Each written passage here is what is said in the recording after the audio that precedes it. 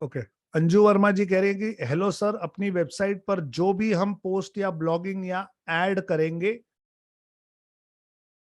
वह एक ही काम से रिलेटेड होते हैं या मल्टी प्रोडक्ट या अलग अलग काम से रिलेटेड पोस्ट, ऐड या ब्लॉग कर सकते हैं?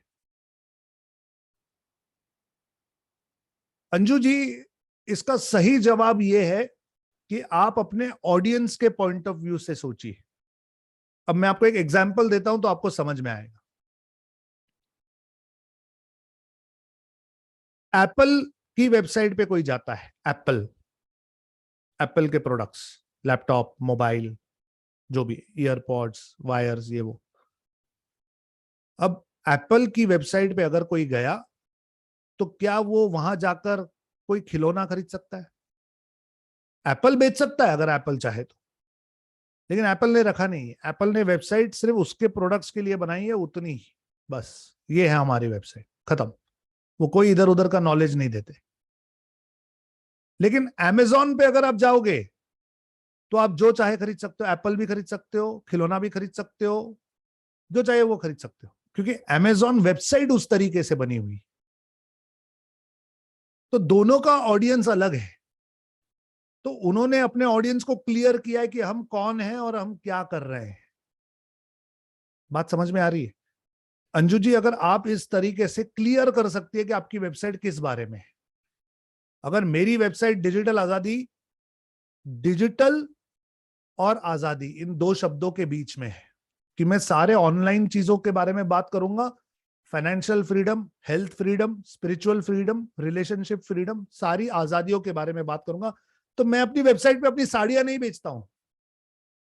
ध्यान दो, जो मेरी वेबसाइट जिस फ्लेवर के लिए बनी हुई है, जिस ऑडियंस के लिए बनी हुई है, मैं वही रखता हूं।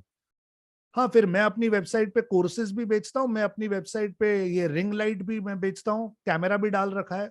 वो सब रिलेटेड है एक दूसरे से। और हरिओम साड़ी डेपो की मेरी जो वेबसाइट होगी उस पर मैं अपने कोर्सेज नहीं बेचूंगा, वो सिर्फ साड़ी के लिए। फिर वहां कुर्ती होगी, लेगिंग होगी, एक्सेसरीज होंगी, मेकअप का भी सामान डाल दूंगा, वो सब रिलेटेड है।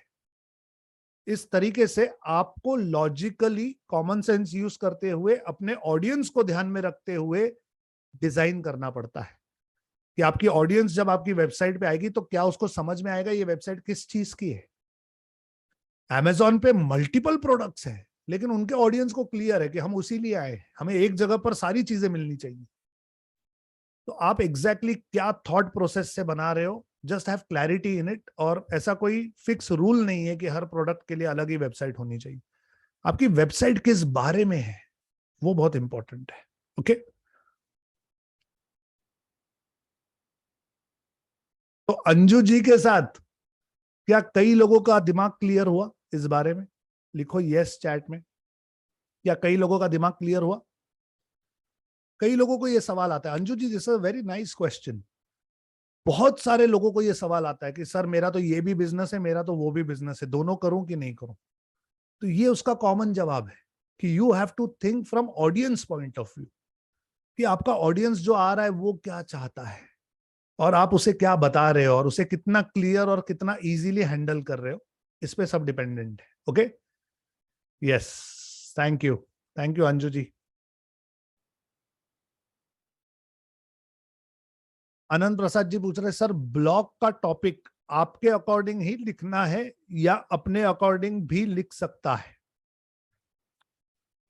आनंद प्रसाद जी, मैंने जब आपको एक सब्जेक्ट दिया है कि इस सब्जेक्ट पर आप ब्लॉग लिखो कंपलसरी, तो वो मैंने क्यों दिया है, उसका इंटेंशन क्या है वो समझाता हूं। मैंने वो सिर्फ इसलिए दिया है क्योंकि मैं ये देखना चाहता हूं कि क्या आप अपने कंफर्ट जोन के बाहर जाकर रिसर्च कर सकते हैं। क्या आपकी एनालिटिक्स की स्किल जो है वो डेवलप्ड है या नहीं।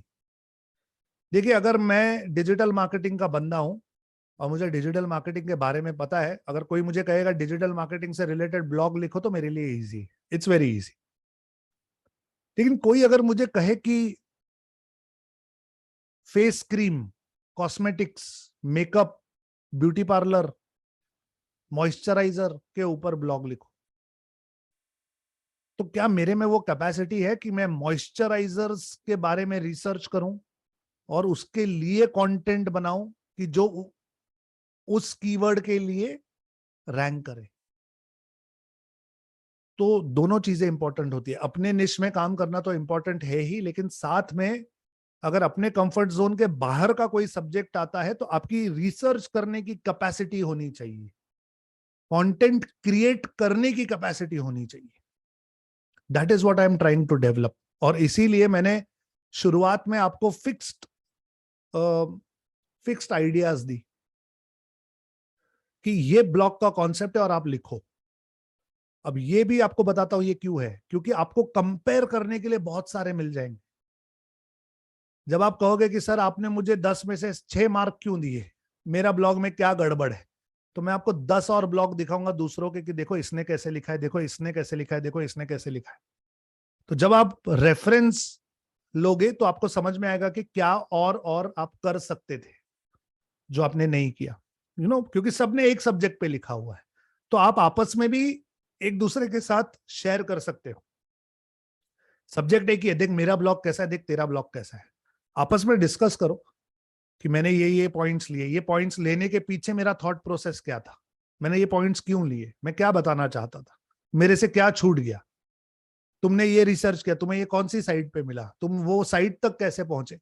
सी this is all constructive, this is all constructive. मैं जब हैकेथॉन में आपके छोटे छोटे ग्रुप्स बनाता हूं तब उन ग्रुप्स में आपको ये सारे काम करने होते हैं। इसे हम मास्टरमाइंड कहते हैं।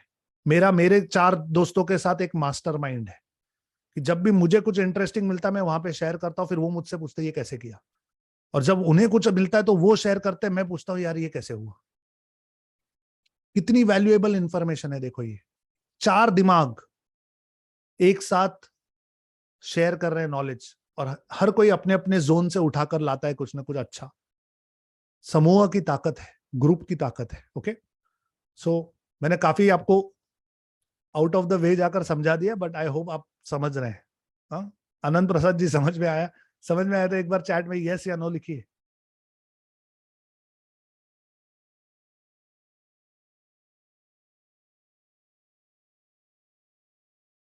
Thank you Anand ji. Yes, चलिए।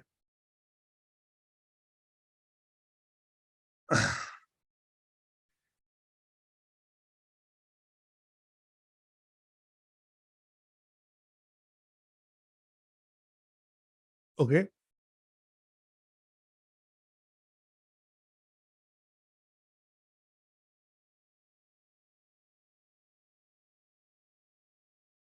केशव राव दरला जी कह रहे हैं कि if no business yet what to be mention in blog and content, the subject Keshav, the subject.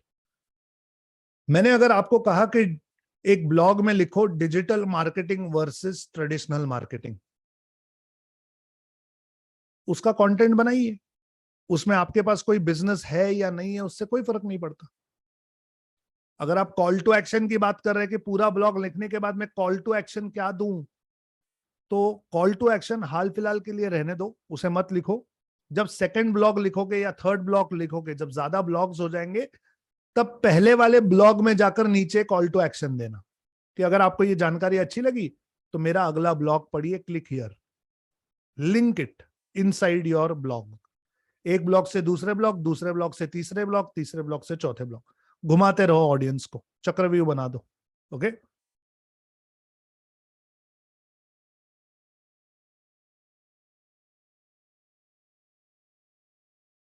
I hope आपके सवाल का जवाब मैं दे पाया केशव। प्लीज चैट में यस या नो लिखकर जवाब दीजिए मुझे।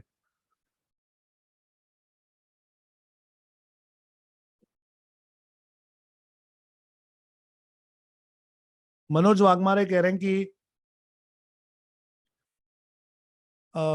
आई want to know how to take WordPress access from my marketing agency, they made my website but it is not up to the mark what I thought as per what I'm learning from your digital azadi school। देखो मनोज, दो चीजें हैं। एक तो domain किसने खरीदा है, आपने खरीदा है कि उन्होंने खरीदा है? Manoj, you can answer me in the chat.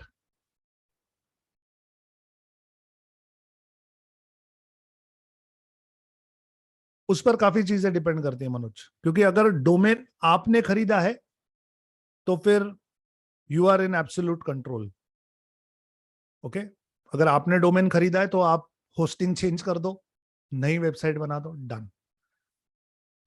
और अगर एजेंसी ने डोमेन खरीदा है, जैसे आपने मुझे जवाब दिया कि एजेंसी ने खरीदा है, then you are in a problem, क्योंकि एजेंसी अगर नहीं देगी आपको एक्सेस तो आप ले नहीं सकते, because they are the owners. See this is one big problem, ये एक बहुत बड़ा प्रॉब्लम है जो लोगों को अभी तक समझ में नहीं आया कि मैं क्यों कहता हूं डोमेन खरीदो, अभी खरीदो। लोग कहते हैं सर मैं गरीब हूं, सर मेरे पास पैसा नहीं है, सर मेरे को स्ट्रगल है। मैं कहता हूं सब ठीक है, तू डोमेन खरीद ले। क्यों? क्योंकि बाद में जब पैसा आ जाएगा ना, तब डोमेन मिलेगा नहीं। तो डोमेन एक ऐसी चीज है जो खुद खरीदनी चाहिए। It should, you should be the owner of it.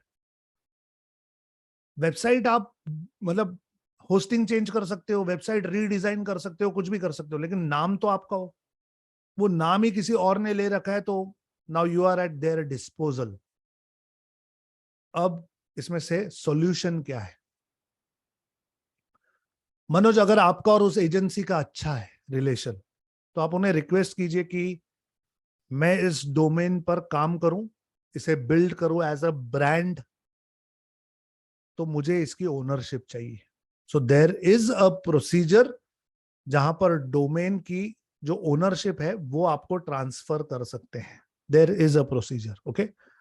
मुझे भी एग्जैक्टली exactly पता नहीं है वो प्रोसीजर, लेकिन जो डोमेन का रजिस्ट्रार होता है, जैसे अगर वो डोमेन आपने GoDaddy से ली है, तो GoDaddy में 100% एक ऑप्शन होगा जहां पर उस डोमेन की जो ओनरशिप है वो एक ईमेल आईडी से हटाकर दूसरे ईमेल आईडी पे चली जाए। तो आप वो अपने ईमेल आईडी पे ले लीजिए। हो सके तो एजेंसी को मनाइए, अगर अच्छे रिलेशन है तो वो मान जाएंगे, हो सकता है पैसे भी मांगे थोड़े से, विच इज ओके। लेकिन अगर एजेंसी के साथ आपका अच्छा नहीं है तो फिर मैं सजेस्ट करूंगा कि नया डोमेन खरीदो और नया काम करो। अगर ज्यादा मेहनत नहीं की हुई, अभी तक ब्रांडिंग नहीं की है, और अगर अगर आपको फ्रेशली स्टार्ट करना पॉसिबल है तो देन डू दैट। अगर फ्रेशली पॉसिबल है तो वो करो, it will be better for you. I hope आपको समझ में आया मनोज मैं क्या कह रहा हूं। हाँ मनोज, डोमेन आप ही ने बताया है, मैं समझ रहा हूं एजेंसी को, लेकिन खरीदा उन्होंने है। और ये डिजिटल मार्केटिंग एजेंसीज की एक टेक्निक है कस्टमर को पकड़ के रखने की, वो जाने ही नहीं देते। देखो, जब मैं आपको डिजिटल मार्केटिंग में वेबसाइट्स बनाना सिखाऊंगा, तब मैं भी आपको ये बताऊंगा कि कस्टमर को डोमेन और होस्टिंग आप खरीदो, कस्टमर को दो वेबसाइट बनाकर। जब वेबसाइट में कुछ भी चेंज करना होगा, कस्टमर आपके पास ही आएगा, तब आप उसे एनुअल मेंटेनेंस चार्जेस मांगो, चेंजेस के लिए चार्जेस मांगो। और अगर डोमेन और होस्टिंग आपने खरीदा, खास करके डोमेन अगर आपने खरीदा, तो उस कस्टमर को आना ही पड़ेगा आपके पास। So this are some techniques जो वेबसाइट बिल्डर्स यूज करते हैं। तो कभी हम इस टेक्निक के इस तरफ होते हैं, कभी कभी हम उस तरफ भी पाए जाते हैं। तो आज आप उस तरफ हो। सो बेस्ट पार्ट इज उनसे कॉन्फिडेंस में ले लो और अच्छा रिलेशन बनाकर निकाल लो डोमेन, तो अच्छा है, वरना नया कर लो यार, इट्स ओके। आज यहाँ पे रुकते हैं। तो उम्मीद करता हूं कि आज के इस सेशन में आपको कुछ नया सीखने मिला, कुछ इंटरेस्टिंग बातें पता चली, कुछ सेल्फ रिफ्लेक्शन हुआ, कुछ सोचने के लिए आप मजबूर हो गए, कुछ एक्शन लेने के लिए आप प्रेरित हो गए, और कुछ डिसीजन आपने अंदर ले लिया है कि अब बस करके दिखाना है। तो इस उम्मीद के साथ कि आप कुछ करके दिखाओगे, आज साइन ऑफ कर रहा हूं। मैं हूं संदीप बंसाली, डिजिटल आजादी का रचयिता। मैं निकल पड़ा हूं एक मिशन पर, हेल्प करना चाहता हूं कम से कम 10 लाख लोगों को। चाहता हूं कि आप सब डिजिटल मार्केटिंग सीखो, इंप्लीमेंट करो, अच्छे पैसे कमाओ, और ये नॉलेज आगे भेजो, लोगों को सिखाओ। तब तक के लिए मुझे इजाजत दीजिए। बाय बाय, गुड नाइट, जय हिंद।